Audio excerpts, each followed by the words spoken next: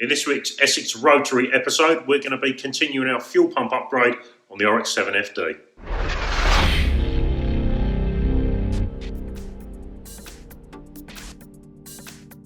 Hey guys, welcome back to the Essex Rotary channel.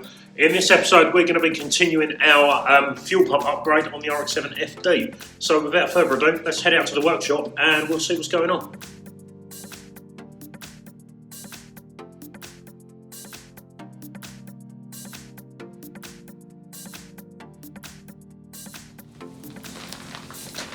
Okay, I'm going to try and keep this brief because we've pretty much done the removal on a previous video. But we've pulled all the pipes back off, disconnected it and removed all the nasty fasteners, for want of a better phrase. We're going to go ahead and pull the pump out and then probably get you a quick time lapse of what we're doing, and then I'll talk over it. Or talk you through it even. The wiring mess, we'll get that sorted on a separate video, I suppose, but this needs to be done to provide decent power to the fuel pump. Someone's already run some decent cables in that were for an amp previously, so we should be able to utilise those because they're about the right gauge. Let's get to it, I suppose.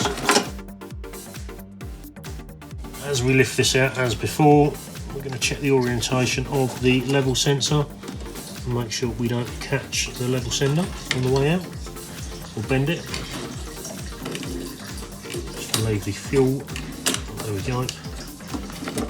Just going to leave the actual fuel filter sock to drain for a minute while I go and grab a cloth.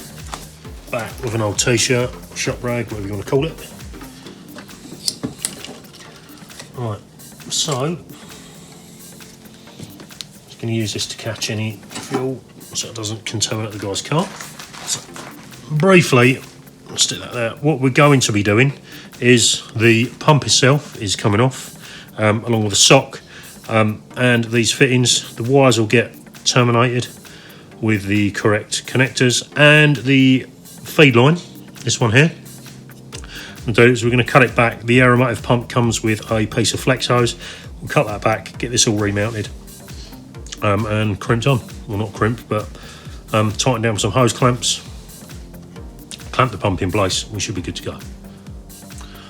Okay, so we've got the pump laid out on a bit of board and some cloth just to protect it and soak up any fuel. Aromatic pump, excuse it being dirty, but well, it's dirty. That is a aromatic 11141. The newer E85 versions are 11541 or 11542. This one will do the job. The 11542 is actually a reverse, and it might fit actually nicer, but it's all we can get hold of at the minute, and it will do the job as you'll see. So the first thing we're going to do is disconnect the electrical connector. This connector's got a small retaining clip. We just push that down.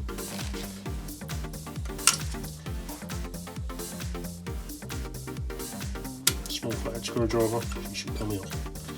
Well, it's not fun doing one-handed anyway, so I'm going to shut up and get it done. Got the electrical connector off, one screw on the back,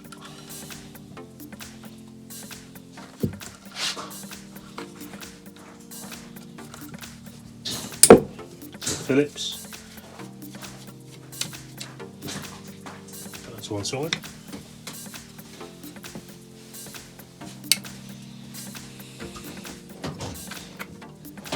Pull the retaining clip off and the rubber vibration isolator. With that, then able to slowly tease the pump off. That's the old pump. Boot. There's an O-ring in the top here. We're not actually going to reuse this probably because we'll be cutting this and putting a hose onto it. So, aromatic pump. One foamy noise isolator thing. Sock, which we're going to use. Couple of clamps, pump, connector and hose.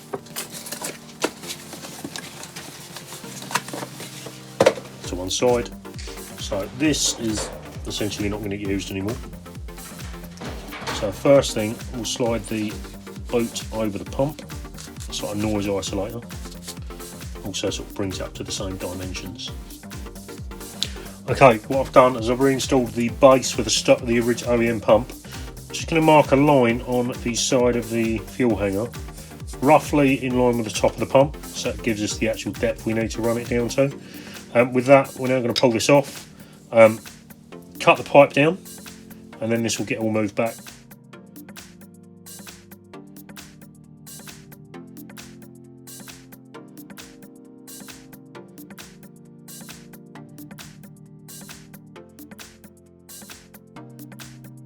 A small pipe cutter, we should be able to get in there. And it's going to be a little bit of trial and error, but we should be able to place the pump. The pump's going to sit roughly there, or just slightly higher, about there. Then the pipe will actually come out and flex across. So we can always cut the pipe down if we need to, but I'm guessing we're going to be cutting that around there.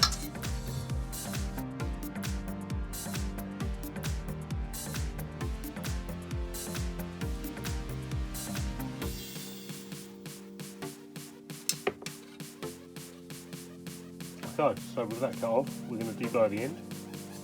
Okay, so with that deburred, it's time to trial fit everything up.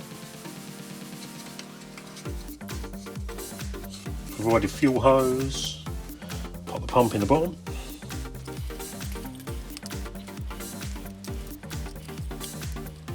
Okay, so the OEM fuel sock has actually got this little retaining ring on it. The new kit will come with one of these, but we can gently pry that off. And we'll see if we can align this fuel sock. Go.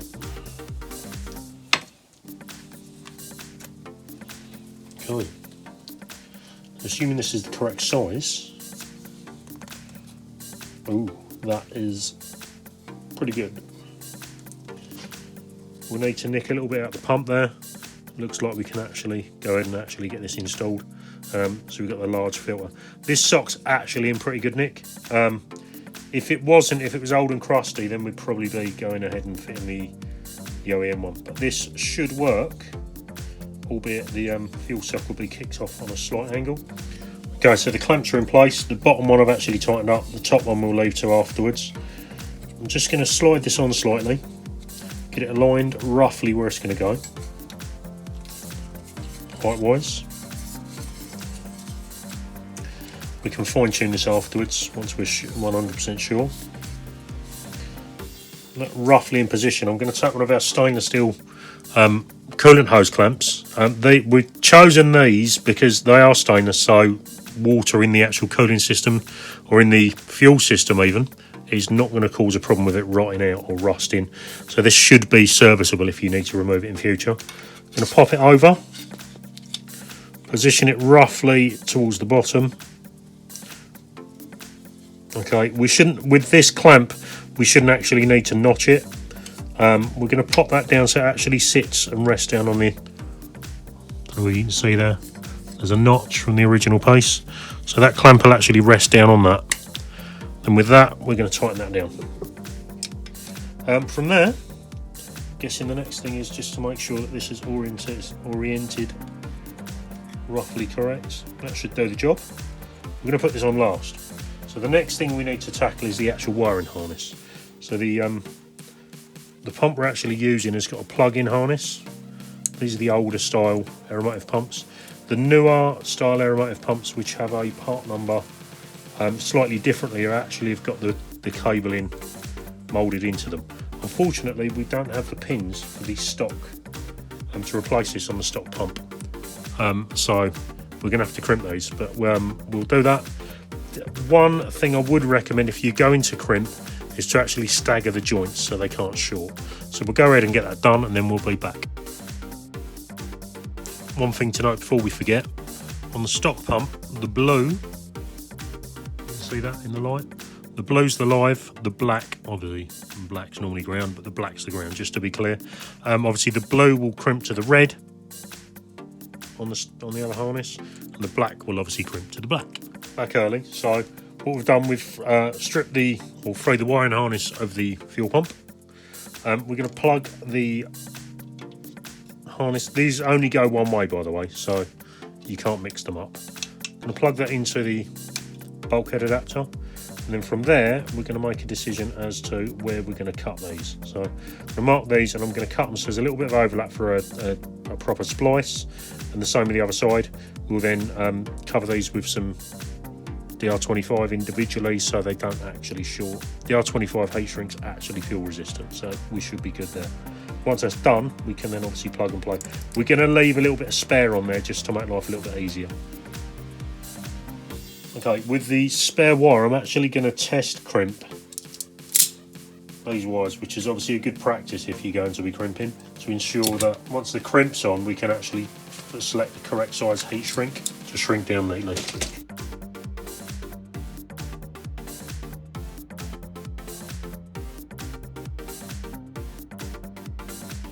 That done. Chuck a small piece of our DR25.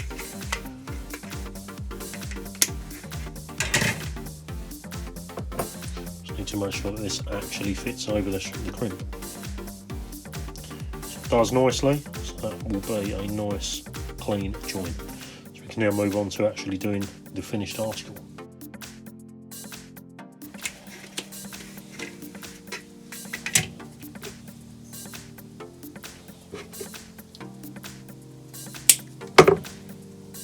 A couple of pieces of shrink tube.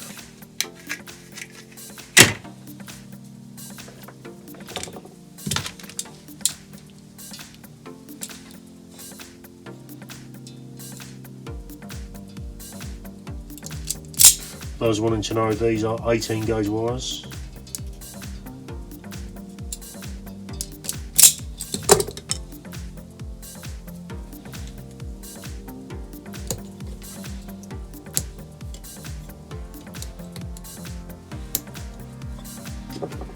Remove the connector from the bump. Slide the shrink tube over each side.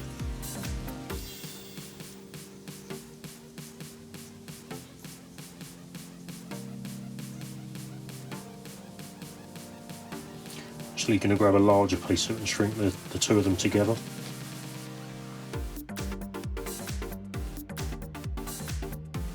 Crimpers we're using are slightly smaller than the actual open barrel splice, hence why we're just moving up to make sure it's crimped evenly across.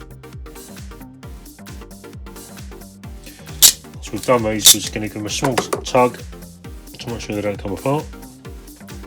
So with the shrunk down, you can see that we've actually staggered the joints, so there's no way, even if the heat shrink rubs through, there's no way that they're actually going to touch. Finally, we're going to just slide this smaller piece over.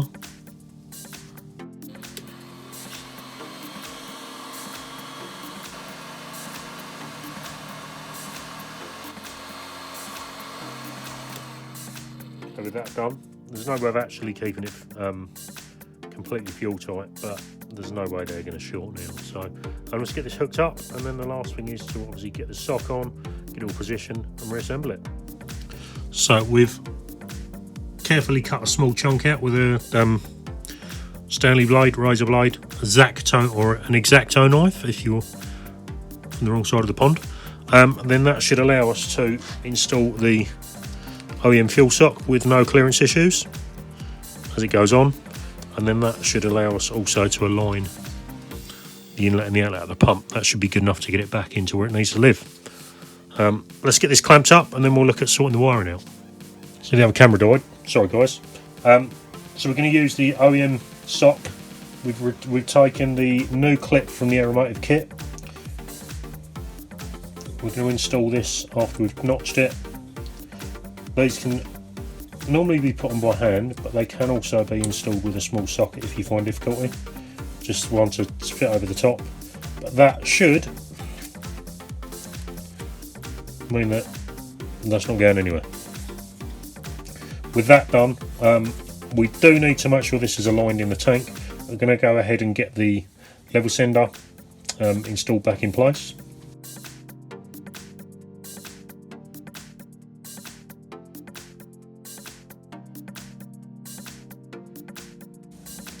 With that done, just need to make sure that none of the parts we've installed are actually fouling on the mechanism, which they're not. run the cabling around the other side, plug that in. Going to tuck that underneath there.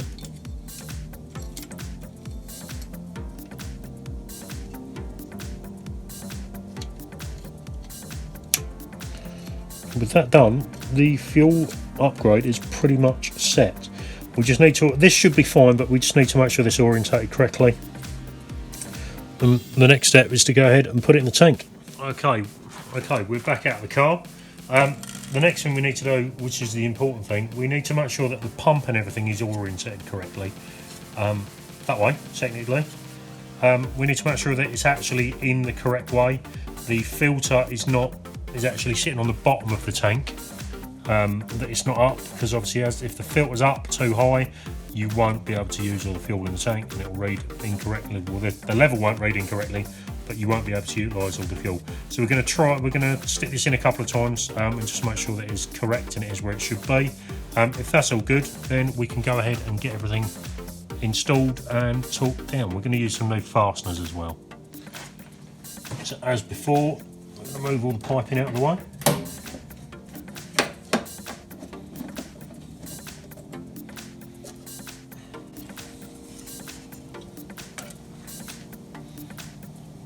Carefully install the sender and the sock. As we go down, we should be about right, but we're just going to carefully make sure that it's sitting on the bottom.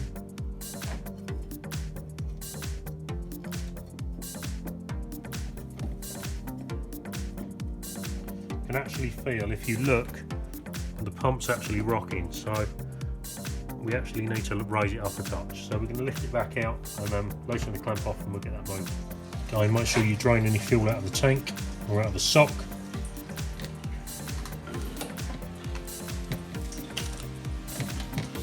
That's done.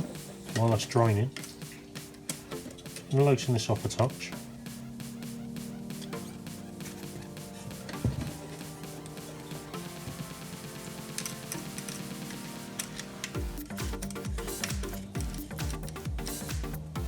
Also going to release the upper clamp slightly so we can slide up as well. I'm just going to slide it up. A bit of pipe.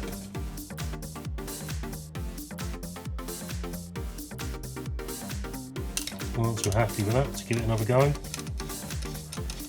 Release the clamp off, move it back down against that stop, and then tighten it up again. It's not wobbling now, so I'm happy with how that's sitting.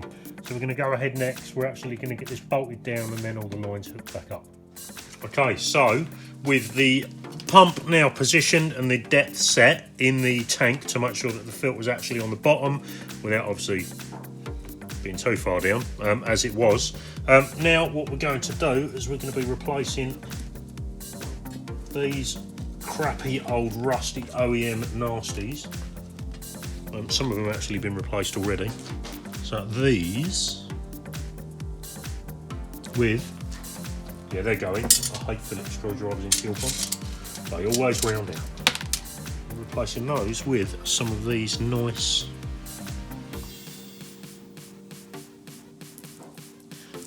basically these nice stainless steel cap heads. These obviously won't rust out. They're a hex-headed cap head. Allen key heads if you're into the brand. But those and a small washer. We're also going to put a little dab of copper grease under each of them, just to prevent them from actually seizing. Wobble the pump until everything's in line. Just going to start these all off by hand.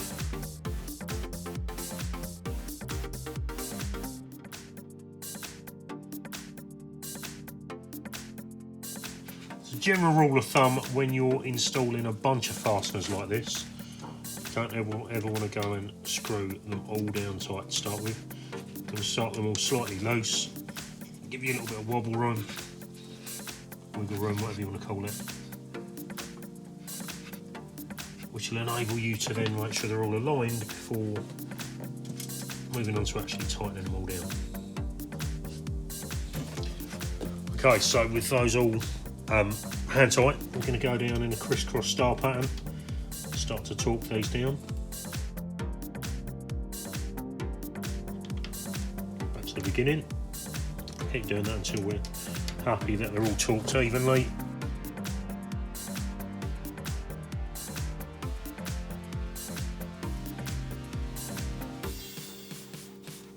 Obviously being careful not to over torque these and then strip the tiny little M4 threads. Okay, that's those bits done. Next we're going to hook up the lines. Gloves and WD-40 is the call of the day.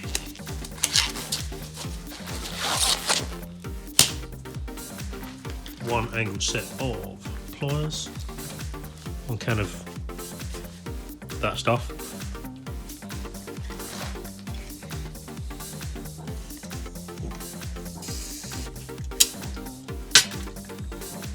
See, this is where the labelled lines come in, with the coloured cable ties, which we've done before. Make sure they're pushed home, which they are. Clamps back into position. Rule of thumb when installing these devil's hose clamps is to try and make sure that they're seated back in the position that you remove them. There's normally a witness mark on the hose, so give them a little pinch once you've done. Next we need to locate the rest of the piping, which we tucked up out of the way.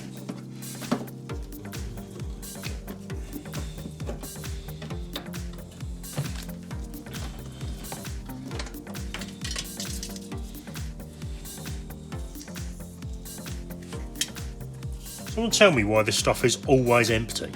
You buy a new one, it always, like, you come back and it's empty straight away.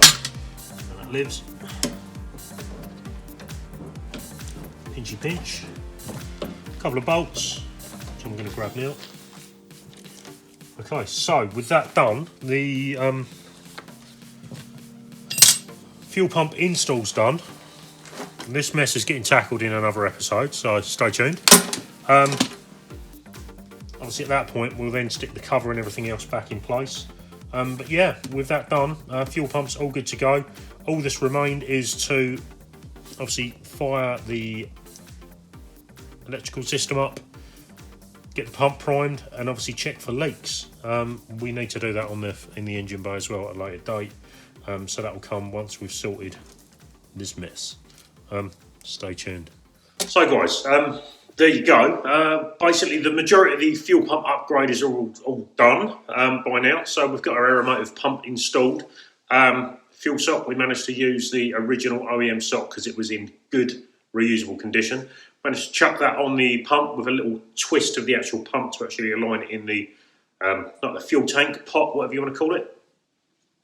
Now that's done, all's left to do. But now that's done, all's left to do is we've just got to finish our relay wiring. So we're going to be running some heavy duty cabling. Well, that's already in the car. We're going to be running some heavy duty cabling, if it wasn't there, directly from the battery through the car, not underneath, but through the cabin into the boot section, where we'll be running a separate relay, which will be triggered from the OEM wiring. This is mainly because on the OEM vehicle, due to its age, the wiring is not great, especially when you're trying to pull more power for the stock fuel pump or for an upgraded fuel pump in the stock system.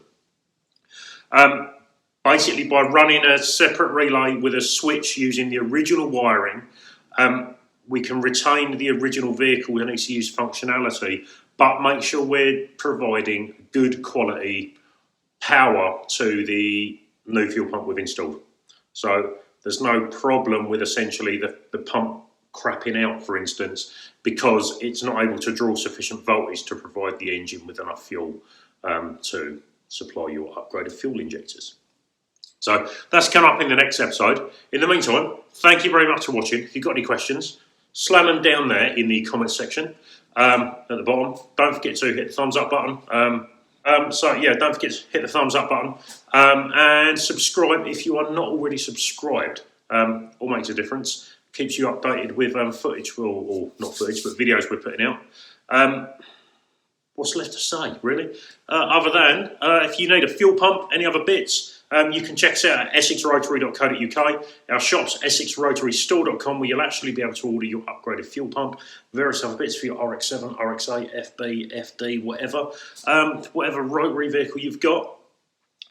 You'll also find us on Facebook, which is Essex Rotary Specialists, and on Instagram and Twitter, which is at Essex Rotary. And with that all said, guys, we look forward to seeing you in the next episode, where we're going to be building this fuel pump harness relay thingy-me-jig.